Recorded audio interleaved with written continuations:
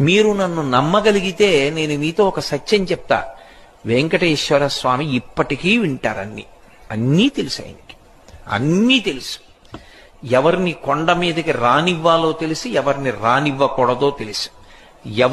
ఎవరు తనకి పరమ భక్తుడో తెలుసు, ఎవరు భక్తుడు కాడో తెలుసు.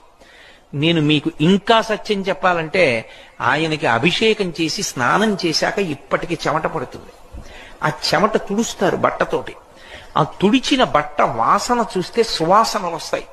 మొన్ననే నేను వెంకటాచలం వెళ్ళినప్పుడు ఆయన ఒళ్ళు తుడిచిన బట్ట కళ్ళజోడు తీసేయమని నా కళ్ళ మీద పెట్టారు.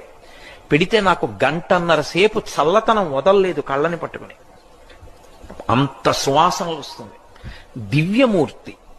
ఇప్పటికీ ఆరాధన చేసే పెద్దలను అడగండి, వెంకటేశ్వర స్వామి వారిని ముట్టుకున్నప్పుడు పసిపిల్ల